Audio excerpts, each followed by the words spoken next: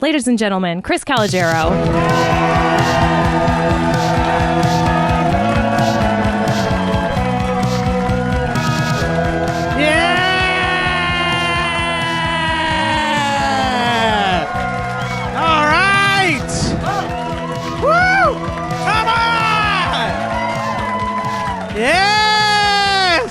Oh, God, a shower to be here. You're welcome. Woo! Everybody else shower to be here? Hell yeah, because you like me and I like you.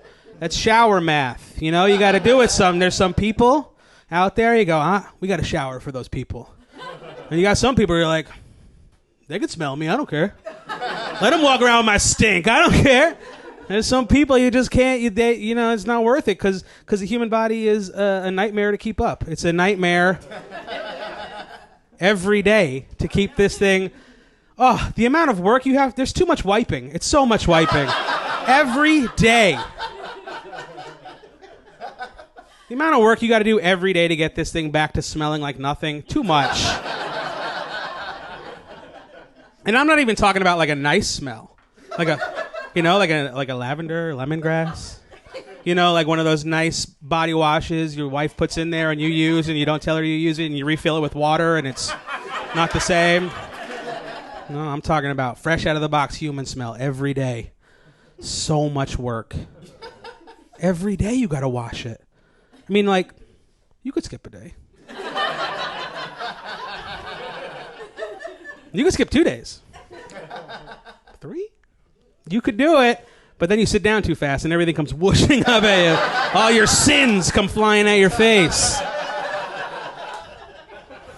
So much work, like, to just keep it clean. And, like, it's barely worth it. Like, on a hot day in New York, right, you wash your body, you walk out here, you descend into the primordial caves of the subway, and you're like, I'm done. It's over again.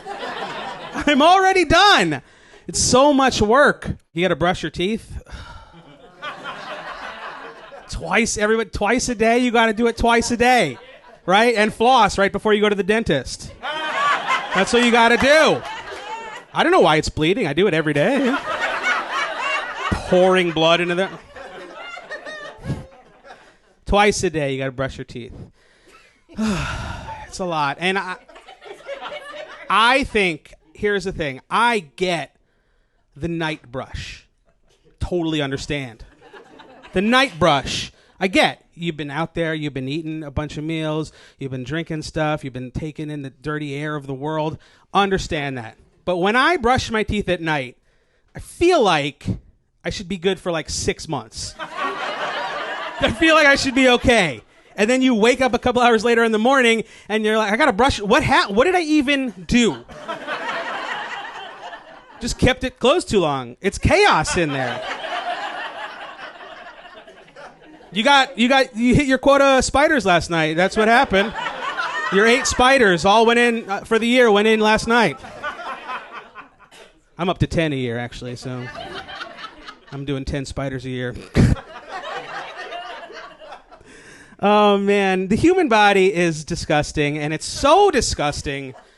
Here's how disgusting it is. You can touch one part of your body and then another part of your body and make yourself sick from yourself.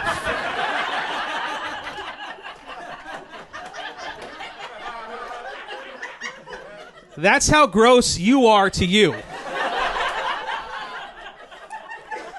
How'd you get sick? I got too much me on me. I got the wrong kind of me on me.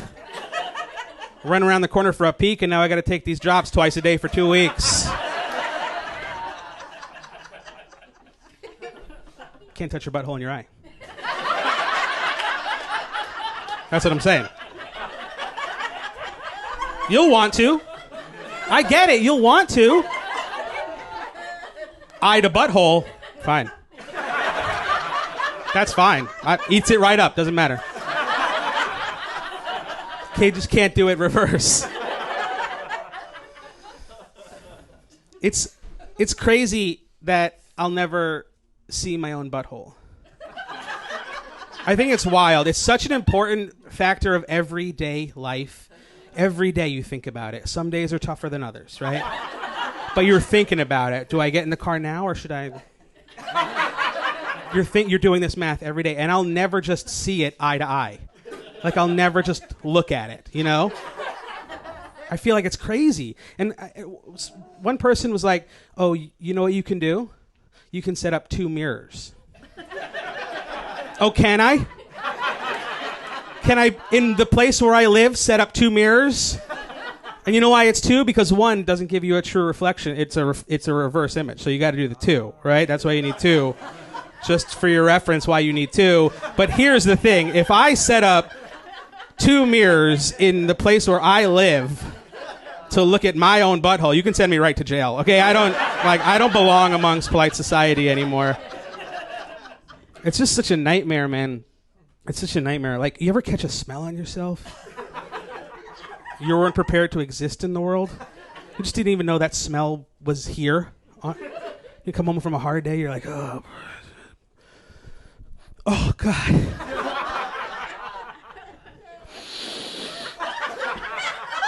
Oh, it's so bad.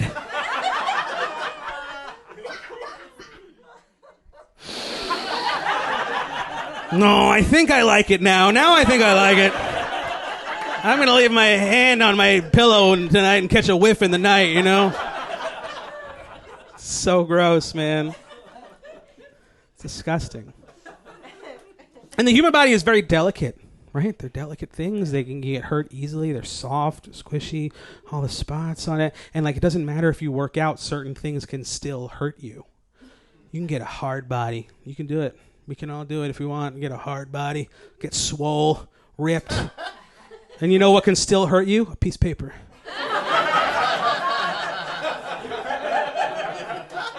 Piece of paper. A piece of paper and a squeeze of lemon can ruin your day. That'll ruin your day. That'll ruin your day. Step on a Lego, I'm calling out of work. Delicate system. It's a delicate system. And certain things shut it down that I don't think should have the power to shut it down. Here's the thing. I'm not advocating for this, but I do think that the human body should be able to swallow a little bit of hair. Not a lot. I don't want to eat a lot. I don't want a clump of hair. I'm not the weird kid in art class. But like a little. You know where one gets in there and you're just like... Your body's like, shut it down. Everybody go home. Early weekend. Pull the lever. Like, just let it swallow. Just let me swallow it. Just let it go down. Can't walk around the world with a piece of hair. You ever try to hop on a Zoom meeting with a piece of hair in your throat? You got to do that fake cough, that like I'm trying to bring something up cough, but not too hard, you know? It's hard, man. It's tough. This human body, it's just falling apart all the time. Sweating. Oh. I'm a sweaty guy. I'm sure you guys could tell that about me. I know how I look. I look like a guy who's like, hey, could I crash at your place? I didn't bring a towel. Like, I know how I appear. Let me use one of your towels, and then you'll never look at it the same way again. That'll become a dog towel from now on.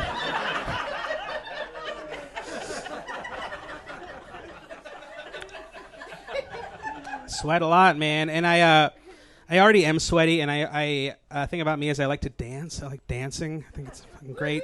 Yeah, hell yeah. Dance it out, man. I love dancing. I love wedding dancing. Oh. That's the best. I love wedding. That's the sweatiest, best for me. Like, because with wedding dancing, like, I don't have a lot of talent, but I got a lot of heart. Right? And that's all you need on a wedding dance floor. Like, I'm like a white wide receiver in the NFL, you know? I'm gritty. I'm going over the middle, okay? I love wedding dancing. I danced so hard at a wedding once that I left a salt mark in my suit pants. You know that white Richter scale thing that happens when you sweat through your clothes? It was like a chalk outline on my joy. It was just like, that's where it happened, officer. That's what pitchers leave in their hat when they throw a perfect game in the middle of July. Right? And they're like, that's peak performance. We're going to put that in the Hall of Fame where it belongs. What did you do? And I'm like, oh, no, they just played all my favorite Ludacris songs. That's it. That's all I did. I danced so hard at that wedding, a man I never met in my life came up to me and was like, hey, it's an older gentleman. He's like, hey, I just want to let you know, I've never had as much fun in my life as I saw you having on that dance floor tonight.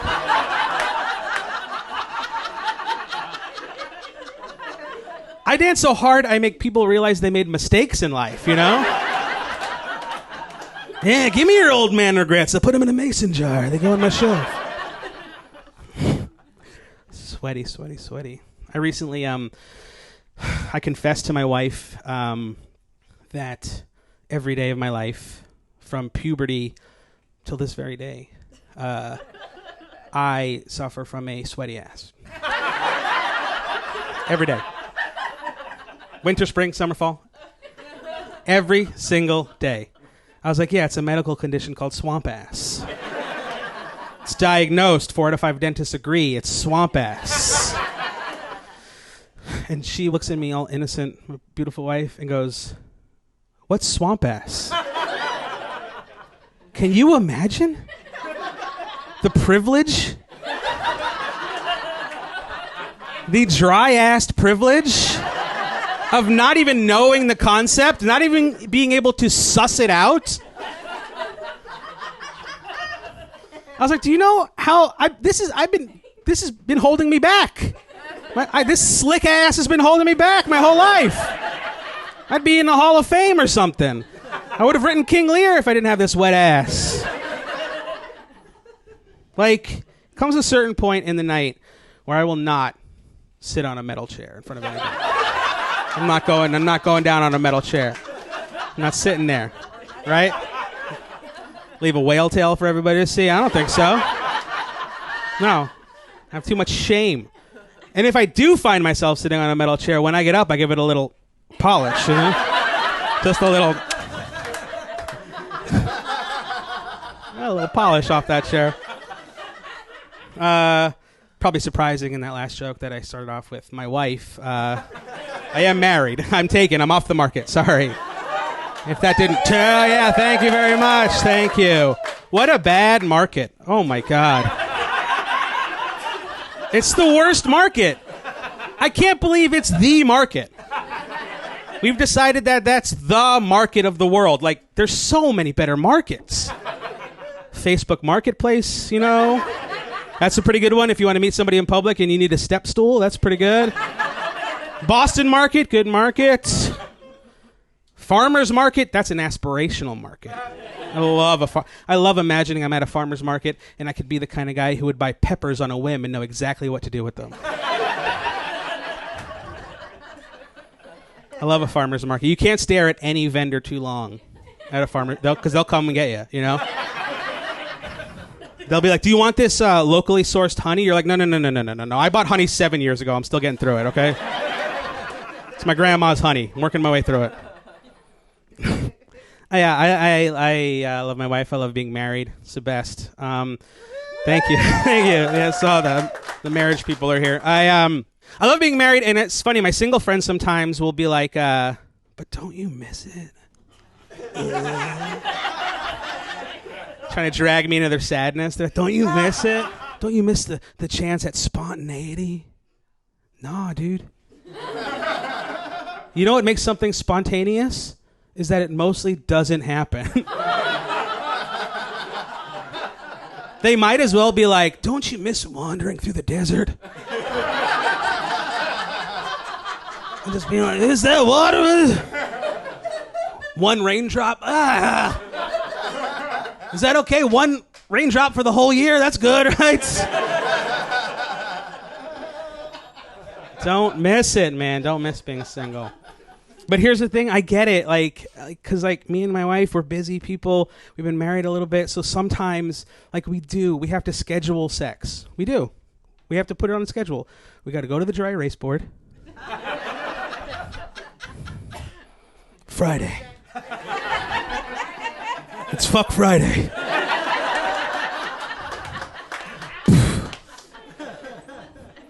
And my friends will be like, that's what I mean. Doesn't that take the magic out of it? And I'll be like, if you told 13-year-old me that this coming Friday, he is 100% having sex? He'd be like, what, did we become Pharaoh? What are we? Are we king of America? I don't miss having a crush. Oh, what a nightmare. How embarrassing. A crush, and especially now. Back in the day, I feel like you could have a crush on somebody and be like, oh, maybe we'll meet in a bookshop later. I watch too many movies. But now, and even like when I was dating, it was like social media. Like you can just find somebody because they're a friend of a friend, right? So you're just like, oh, I think I have a crush on Linda. What, is she friends with Becky? I'll find her. She's like a sewer monster, like, what's going on up there? But I sometimes think that I sometimes think I love my wife too much to do stand-up comedy about her, you know? Because I feel like the model for stand-up comedy about talking about your wife is like a guy being like, he's like, fellas, anybody else married out there? I mean, anybody else held a hostage out there? Tug your ear if you need help, okay? Right, fellas? No, fellas. Like, she hears wedding bells, but you hear funeral bells, right, fellas? Fellas! Guys, wouldn't it be better if we could die alone in a hole? Come on! You're like, you don't have to be with anybody. You don't. If I try to do comedy like that about my wife, like, because I like to go along to get along. I like people to like me. If I tried to do that, I feel like I would just fall out of it immediately. I'd be like, hey, guys, you ever come home from a hard day at work and you kick your front door open? They don't tell you when you become a man, your door budget goes through the roof because you're always cooking it open. And you walk through the door and you look at your woman standing there, right, guys? And you're like, Jesus Christ. What, do I get to watch TV with my best friend again?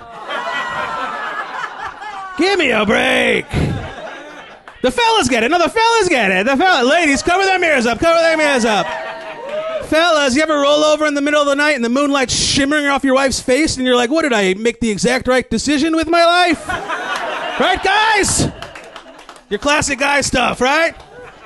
Right? Guys get it. No, the guys get it.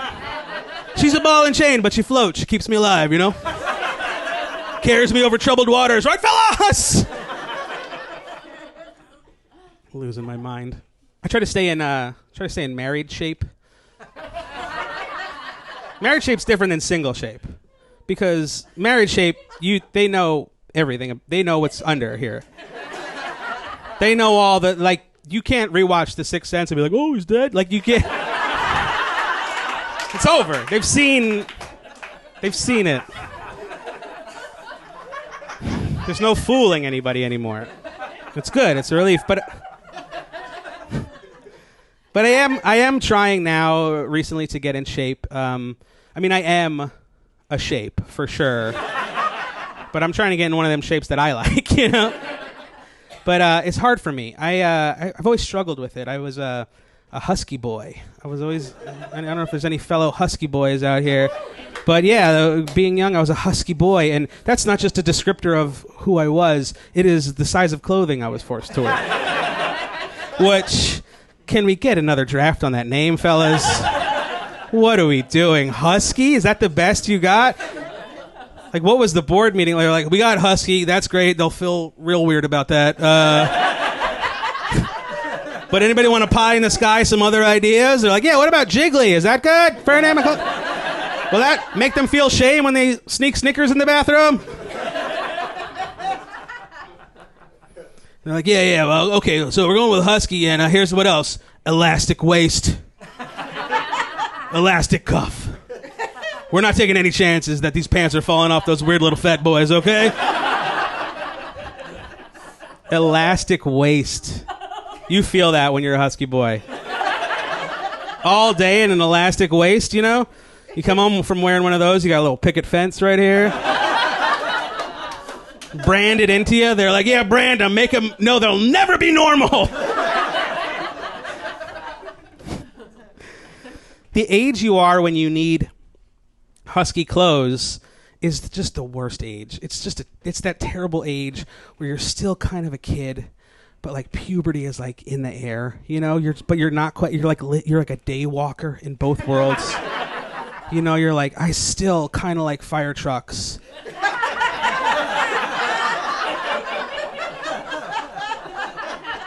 But I'm also so horny I want to light myself on fire.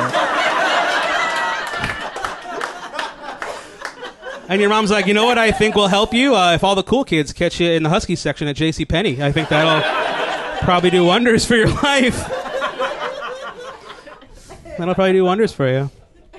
I've struggled with weight, like I said, and I one thing I know about myself, I've weighed more than this, I've weighed less than this, and like no matter what, no matter how much weight I lose, I know this thing about myself, this truth about myself is I will never be a shirt off at any moment guy.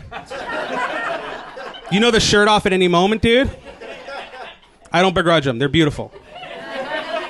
Beautiful. They're muscly. They got the little candy dishes up here, you know? The little lines running here. You know what they're called. I'm not going to say it. You know those guys? They're and I don't begrudge them. They take their shirt off like, one. That's core strength. You know that? Boom. Disappears. Off.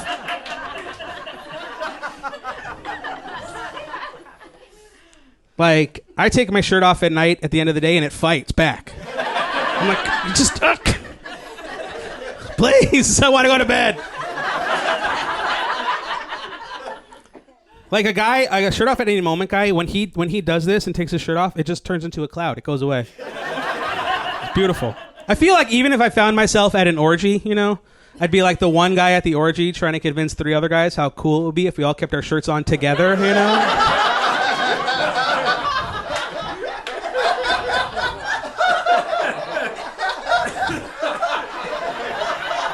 Like, come on! Who's gonna forget us? We'll be guys with our shirts on at the Fuck Fest. We'll be so memorable. We'll have to keep moving them out of the way. We'll get little half moon wet spots. We'll be the Moon Boys. Who's gonna forget the old Moon Boys? Yeah, I hated the idea of taking my shirt off in middle school. Ugh. Like a skins versus shirts basketball game breaking out was like my Cold War in middle school. Like, if it happens, I'm hiding under the desk. You know, like, I really feared taking my shirt off. And, like, I feel like, you know how Bruce Wayne is Batman? Sorry, spoiler alert. But when he was a kid, he got scared by bats. And he was like, oh, I'm going to use that as an adult. And I'm going to be Batman. If I had to name myself on the thing that I was scared of as a kid and now use it as an adult, I feel like my superhero name would be like, take your shirt off at the pool, man. Put it back. I'll take it up.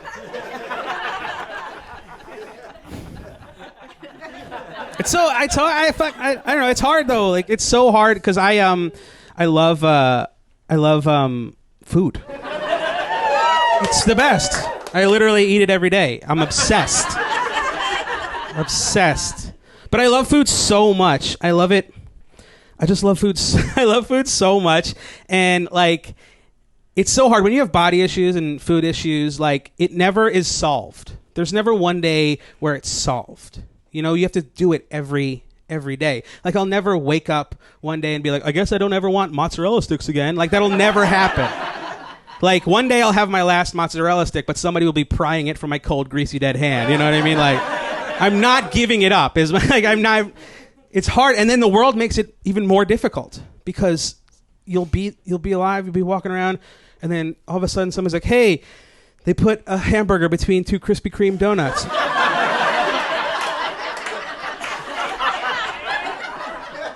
And now I'm burdened with this knowledge. I don't even know if I want it. I don't even know if it sounds good. It's 3 of my favorite things. 2 donuts and a burger, that's 3 of my favorite things. Absolutely. Oh, hey, well, now the fried chicken is the bread. Okay. The Doritos, the taco. Okay, all right, I got it. Then you travel to a part of this country like the Midwest, and they're like, hey, we fried Coke. What? You have the technology, just cure cancer or something else. It feels like you're wasting these smarts on frying soda. How did you fry soda? But I love it. I love food so much. I love nachos. Oh, perfect food, right? Yep. Nachos are a perfect food. I made a mistake with nachos recently, though. I ordered them for dinner alone. Took myself out to a nice, quiet nacho dinner. Except I didn't. I ordered them for delivery, which is absolutely not the way you want to get nachos. Like 100% not the way you want to eat nachos. Because like nachos in a restaurant, it's democratic, right? It's beautiful. You have to be like, all right, you have to round up. All right, if I order nachos, will everybody eat nachos? Okay, we have a quorum. Okay, great. Now what do we want on them? What do we want? Oh, we want sour cream on the side. We want salsa on top. We want meat on them. Yes, okay, great. Now we can enact the law of nachos. Come out on a hot plate.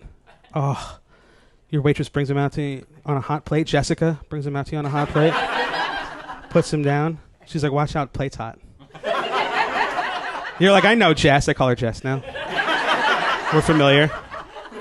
I know Jess. You get them for delivery, whole different ballgame, right? You have to open up a website.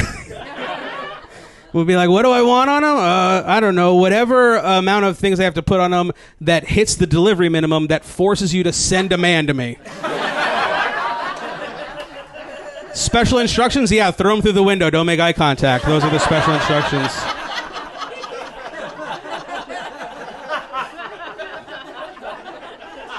Just like... And there's no hot plate coming to your home. Jess is not dropping a hot plate. It's Jeff, and he rides a bike. They take these beautiful nachos and they throw them in that pie tin. Right, that awful pie tin that you'll never get the top back on the same way. No matter how much you pop around. Never. It'll never be the same. Never. Never look the same, never be the same. They put that thing on and it starts raining all over your food. You know, they just create a new biosphere in there. Raining all over it. You open it up, a frog hops out. You're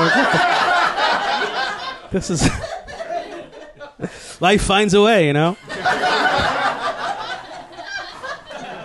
Terrible. You get nachos for delivery. It feels like you've rescued a hostage. They're like, oh my God. You got to dig around for the cheese, right in the corner, all congealed in the corner. And you will. You'll do it because you're alone.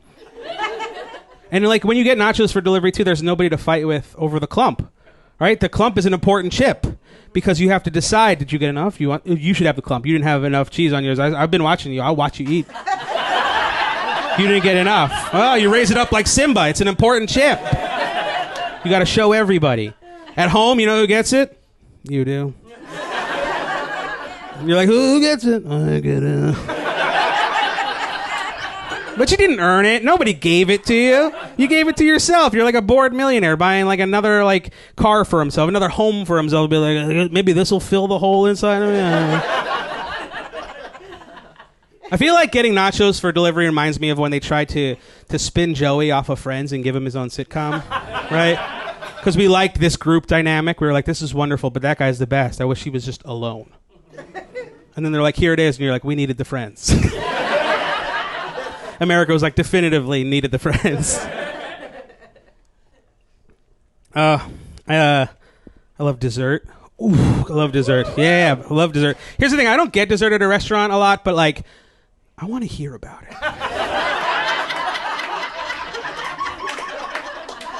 Let me hear about it. Because it's different than anything else going on in a restaurant with in terms of food. Because like you go out to dinner, you're getting dinner. They give you the menu. Here, we know you're doing this. But then sometimes they come around and they're like, can I interest you in dessert?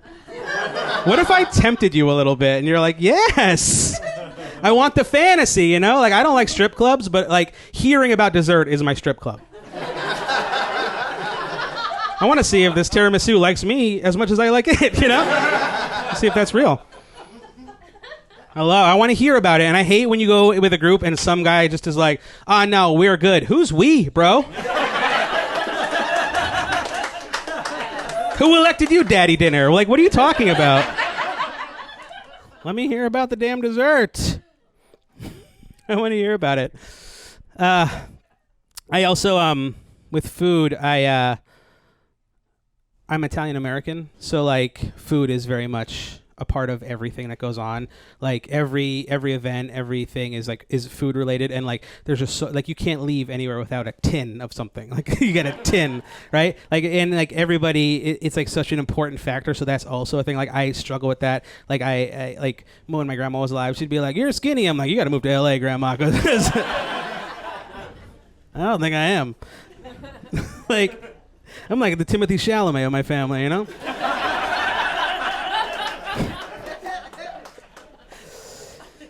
But I'm Italian American from New Jersey, and it's I'm all the things. Like I grew up among all the people you saw in The Sopranos. I know, like those are all the people I know, and I love them.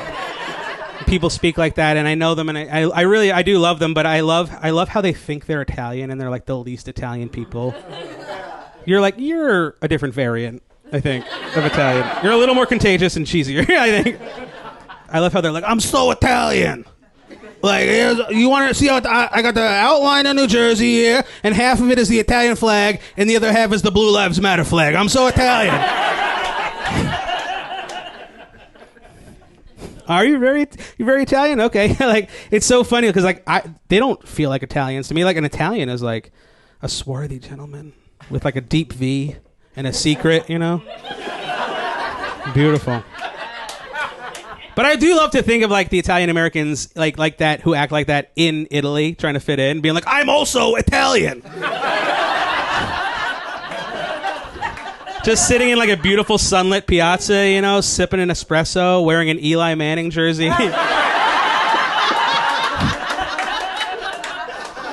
This crema's very good, and if we don't fix our secondary, I'm going to lose my mind. Just sightseeing, you know, like that guy's like he goes to see like the Leaning Tower of Pisa, and he's like, I mean, not for nothing, you don't do something, that tower's gonna fall over. It's gonna fall over. You don't do something about it. I got an uncle, union guy, fix that in 2-3 weeks. No weekends though, you know. I had a cousin had a tower fall on me. It's never the same after that. You want to get that thing fixed? I love sports, and like speaking of like bodies, like it's crazy that pro athletes have their bodies and I have my body. And this is what we've chosen to do with them, you know? It's crazy. I mean, it's wild to me that me and LeBron James are both human beings. It's absolutely true, but it felt wrong, right? When I said it, like it felt like that's not real.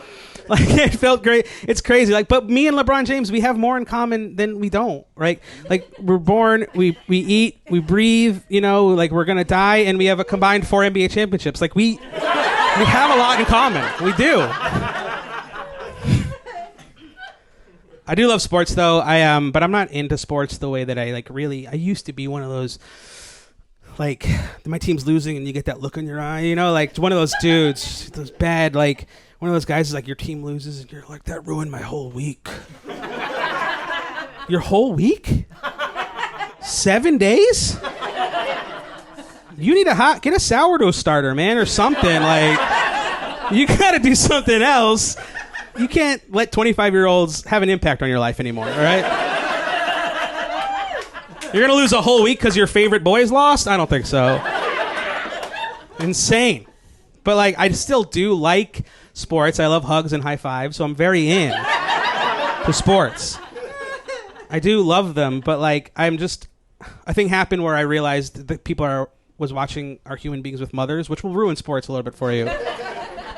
So I'm just a bad guy to go to a sporting event with sometimes, you know. I root for spectacular plays. Like, even if it's the other team, I'll just give it credit, you know. I'll be like, that's incredible. And they'll be like, that guy's on the wrong team, dude. And I'm like, he's just wearing a different blouse. just new patterns this year. They're wonderful. I'm going to get the whole fall collection. Because guys can be so casually cruel to athletes, like in this way where they're sitting at a bar and it's just a guy at a bar with a hard belly. Like one of those big hard bellies, you know? You ever see those things that could just like knock a coffee mug off a table? And I got a belly, but this is hard. You know, like the belly button is way too big. It's just like a big dude. And he's like watching a sporting event with you, and he's like, oh man, that guy's got no heart. I don't like that guy. He's got no heart. That guy, Lester? He just did a backflip as a celebration. That's not even part of what he's supposed to be doing out there. He just celebrated the most athletic thing I've ever seen with the next most athletic thing I've ever seen. And he'll be like, yeah, but he doesn't want it. You ever hear that? That guy doesn't want it. And you're like, yeah, that guy, you're probably right. He probably doesn't want it. He just started playing sports when he was super young and got super into it and had to be put on all these traveling teams, and it kind of ate up his whole childhood. But he was so good at it. Then he made the high school team, and he was even better than he was. He was getting better and better and working hard and losing his social life. And he was so good. And he was part of 1% of the 1% of the high school athletes who play high-level Division I athletics. And he was even better. Somehow he's incredible. He's a prospect. He's part of the 1% of the 1% of the 1% of people who go on to play pro sports. He's a pro athlete now. And somehow he's even better. He's working hard. It's incredible. He becomes part of the 1% of the 1% of the pro athletes who become all-stars in their league, and is incredible. And then he becomes part of the 1% of the 1% of the people who has a shot at the Hall of Fame. But yeah, he probably doesn't want it. You're right. You got it. He doesn't want it. It's nuts. Oh, yeah, that guy doesn't want it. I feel like one of the things that people will say about athletes is like they're injury prone. That's a criticism, you know? It's injury prone. I don't want that guy on my team. People just go into stadiums being like, I hate that guy's bones. You see the bones on that guy? The tendons on, what made him injury prone? Being born, I guess. How did he get injured? A 300-pound other guy legally assaulted him. That's how he got injured. You would never talk about your friends this way. You would never talk about one of your friends and be like, oh, did you invite Ben? He cut his hand making salsa. He's so injured all the time. That guy sucks. And last year he got hit by a car. Come on, Ben! You got one job, baby. Don't get hit by a car. Wild. And there's always a guy in an office who he's the I woulda guy. You know what I would have done? You know what I would have done if I was that guy? I don't know. Let me know, Richie, because in the last 6 months, you fell off a ladder and slipped off a diving board. So, yes, let me know what you would have done in the Super Bowl, please.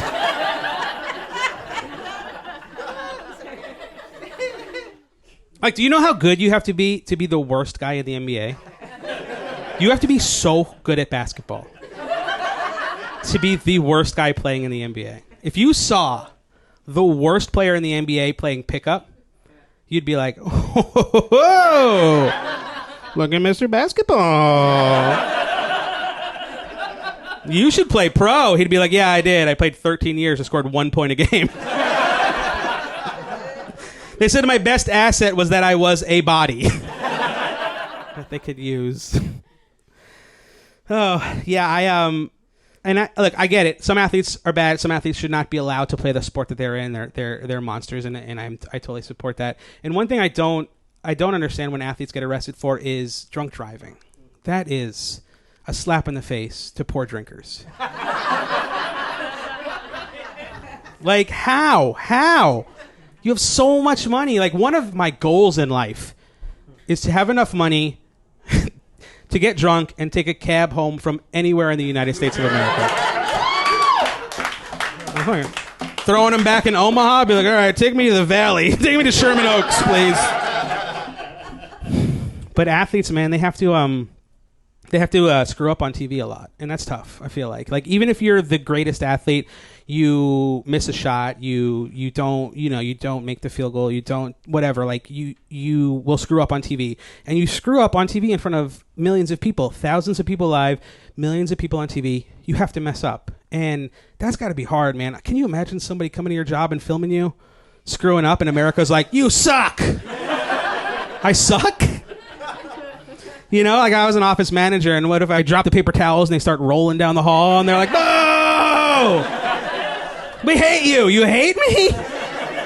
Yeah, we want them to send you to Cleveland. No, don't send me to Cleveland. I don't want to go to Cleveland. I want to stay here.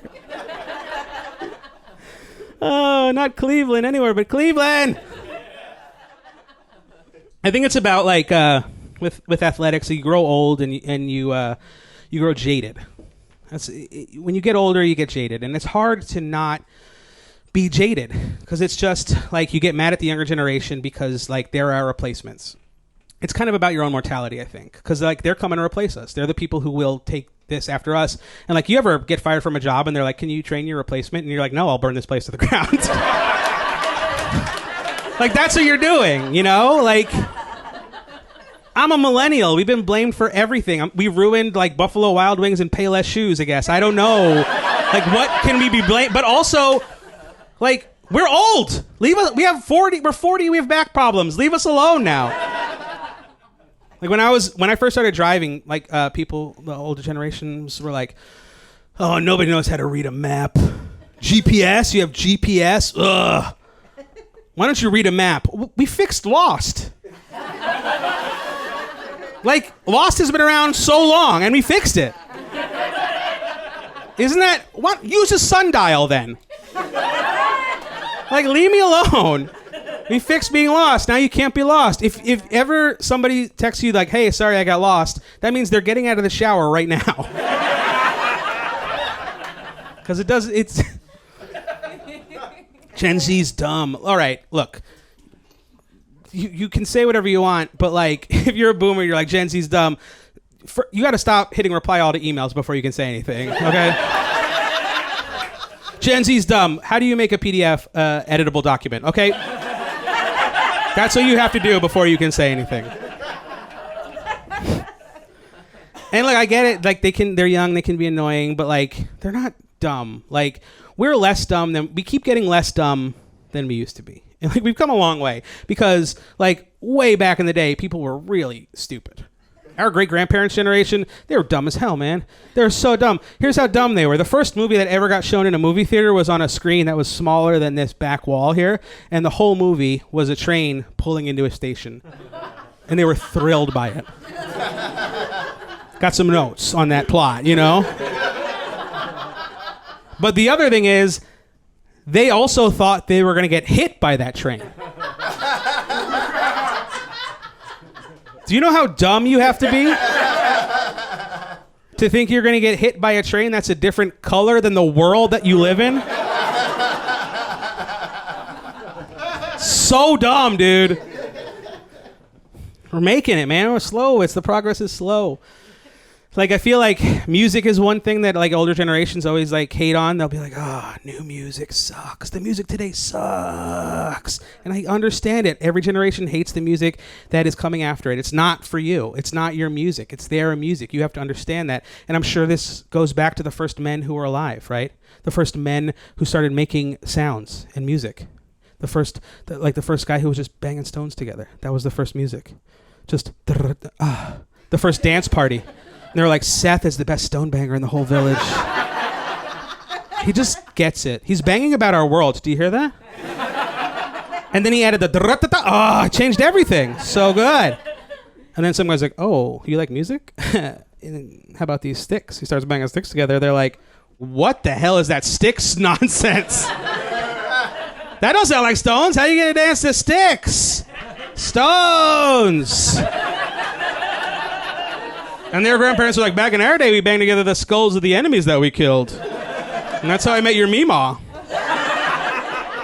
Like, shut up, Grandpa. Nobody likes banging skulls together. Except there's that one weird kid in school who grows up too fast and he likes banging skulls together, you know? He's like, just that weird kid from high school who would wear a suit to school every now and again. Like, stop wearing a suit, Gerald. You're making everybody feel weird. Stop wearing a fedora in algebra. We don't like it. I like music now because it's very straightforward and like it can just be explicit. It can just like a song will be like sex in the bathroom of the club and you're like, that's my favorite new song, right? That's just the title of the song. And it makes me feel bad for guys back in the day because all musicians are horny weirdos. That's the thing we all probably know at this point. And I feel like they wanted to sing songs like that, but they weren't allowed to because there was all these rules and regulations, so they had to code it. And coding songs like makes them sound actually weirder, right? They had to be like, everybody do the mess around. What's the mess around? It's just fucking, it's just the 50s. I want to hold your hand. Okay. Why do you think there's so many songs about twisting? Jeez, I want to twist all summer, please. And songs were sinister back then, too. Like, I listened to the song Help Me Rhonda by the Beach Boys recently. That's a creepy song. I know, it's a good song. It's melodic and beautiful, but you didn't realize that's about a guy who's like, help me, Rhonda, help me get her out of my heart. This is a guy who got broken up with, and now he wants Rhonda. Does he know Rhonda? To help him get her out of his heart. Like, this is a man at a bar at, like, closing time. Come on, Rhonda, please. Can I buy you all your drinks? Come on, you gotta help me, Rhonda. Like, somebody's gotta help Rhonda in that song. They should go back and rename that song. Can somebody please walk Rhonda to her car, please? Make sure she gets home okay.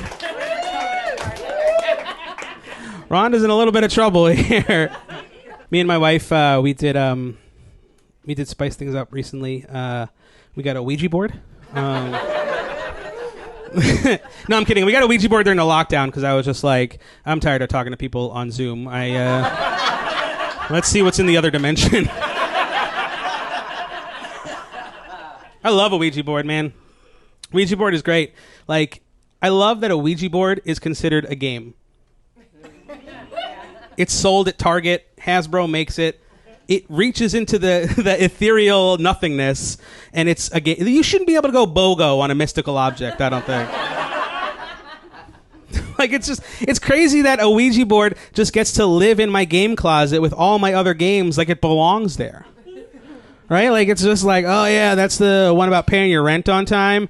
And that is the one where you form beautiful words to try and beat your friends. And, oh, yeah, that's the one that helps me solve my uncle's murder. These are all games. These are all my favorite games. Crazy. And, like, I got the Ouija board on Amazon. Highly recommend checking out the reviews of Ouija boards on Amazon. The reviews on Amazon are where a lot of unhinged people live. And, like, with a Ouija board, they really go for it. You know, like, there's low star reviews of Ouija boards on there. And, like people who felt so betrayed by the by the Ouija board, they had to put digital ink to paper and talk about it.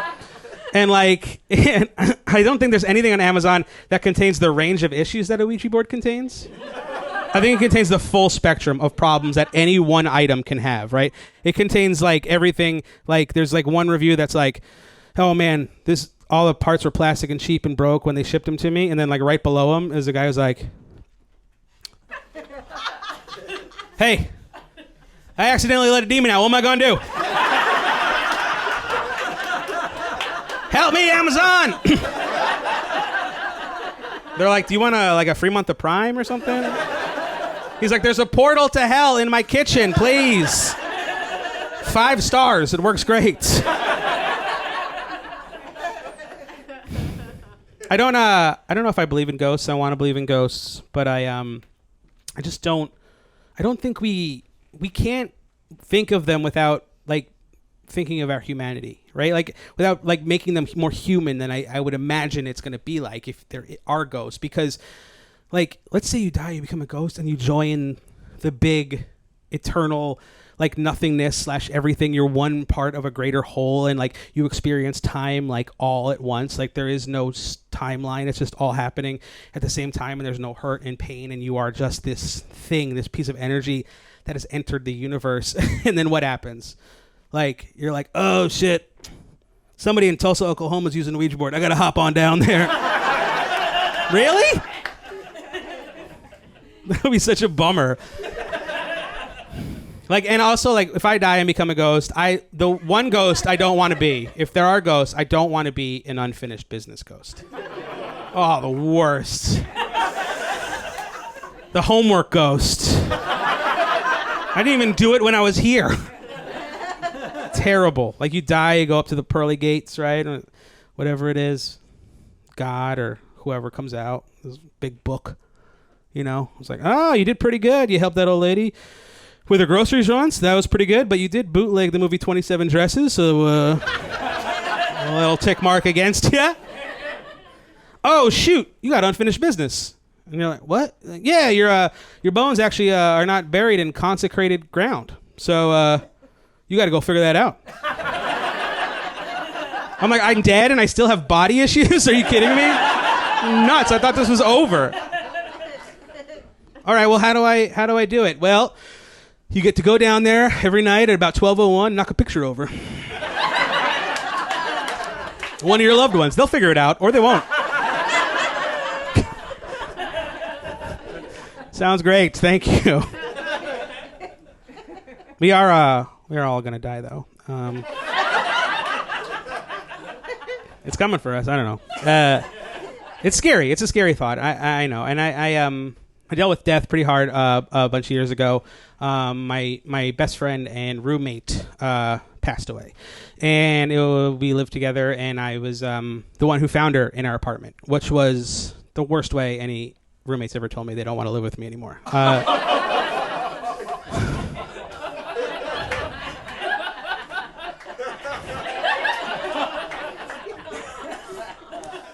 You guys got some Craigslist stories. I got a whole new life. It was very difficult. And nobody tells you when you're young how to deal with grief. Nobody tells you. There's nothing about it. There's no course on it. Nobody talks about it really. Like, we got sex ed. I think we need sad ed. You know what I mean? I think we need some sad ed in school. Yeah, give us some sad ed. Right next to the sex. The gym teacher can still teach it. Like, just something, you know? A little some. Because you don't know what to do with your grief, and it happens to everybody. Like, and you don't have the tools to deal with it, and so you do weird things with it. And like, one thing that I did was I would just like walk around like the streets and just like pick out people in New York I would trade to have my best friend back. You know, I'm like slow walker on the sidewalk, and how about I throw in a person who brought their bike on the subway? What do you think? Good deal? And cash considerations, of course. Bike on the subway. Ride it! Ride the thing, man. You get mad at yourself for continuing to live your life because you get to have a life, you know? So you gotta get mad at like mundane things that you're doing, or frustrated, or like weird that they can't also do that. Like, I got like immediately after my friend died, the next day I got mad at myself for having the gall to take a shit. And it's a weird thing because it has just a part of everyday life. You have to do it. But like, I'm sitting there, I'm like, look at you. Monster. Friend's dead, you're sitting here, shit falling out of your stupid ass. She'll never get to shit again. That's a good thing. She's done. She did it. Things changed for me too. It affected me in different ways. I have found out that I had to administer chest compressions to my friend, which was very hard, and it changes the way I watch movies, because if chest compressions happen in movies, sometimes I get really. I have an emotional response. I have to either turn away or turn it off, and that's fine. That's the thing I have to deal with in my life. But it's tough to find that out in the press screening of Furious 7. I think that's a tough. I think that's a tough place to figure that out.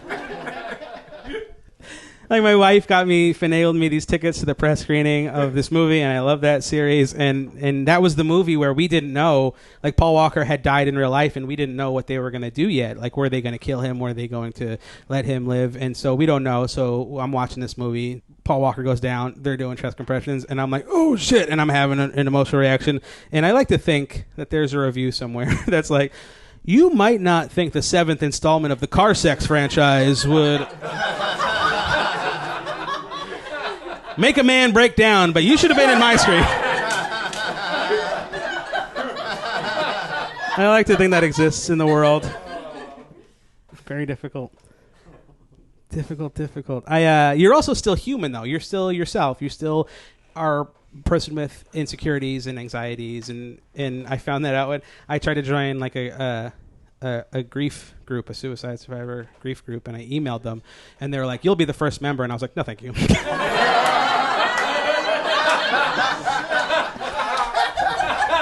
Not founding the group with you. Thank you very much. I'd rather not. I also had to talk to homicide cops. That was the first time I ever did that in my life. Yeah, of course. But I had to do that, and it was so surreal because I've seen so many movies and so many TV shows, and I was like, whoa, and they're doing the things that I've seen on TV, and like gave me a bad cup of coffee, which I was like, thank you for playing your part on that. But it was so weird. But then because I've seen so much pop culture about this, I kind of went outside of my body, and I was like, 2 people live in a home, 1 person dies. That guy did it. You know? Absolutely. If it's a special guest star, forget about it. But yeah, it makes you reevaluate your life a lot, and you think about things a lot. And I thought about the ways that we like say goodbye to one another in our everyday lives. Like we leave our conversations with people open. They're open-ended. Like we don't really like texting. Like you're never gonna be like bye on a text, right? Like maybe you say goodnight or something, but like it's like you kind of leave these things. They're just open, and it made me feel weird. I was like, oh, I want to tell people that I love them, and I want to tell people that they're meaningful to me. But like, you can't walk around the world like that every day to every single person and every friend. You can't be the weirdest guy in your friend group every time. Where you're like, somebody's like, oh, I'll be right back, and you're like, oh, I just want to let you know you're a shining light in the darkness. They're like, I'm just going to get a burrito. And you're like, yeah, I just want to let you know I will honor you forever. A lot of public crying. Did a lot of public crying. Ooh, any public criers in here? Yeah. Ooh, public cry. I like seeing a public cry. I call that cry insurance. Like, you see somebody doing it, you're like, that's not going to be me today. Usually just one, you know? But a public cry, oh man, that's fine. I feel like women got crying down. They know, they do it well. Like, so women are just like, oh, everything built up too much, and I cried, and then I got on with my day. And guys are like, I'll only do it if my team wins the Super Bowl or the stock market crashes. And but like public crying is so funny because you're like, you can feel it coming, you know? You're like a werewolf. You're like, oh, the change is happening. Get me to a handicap stall.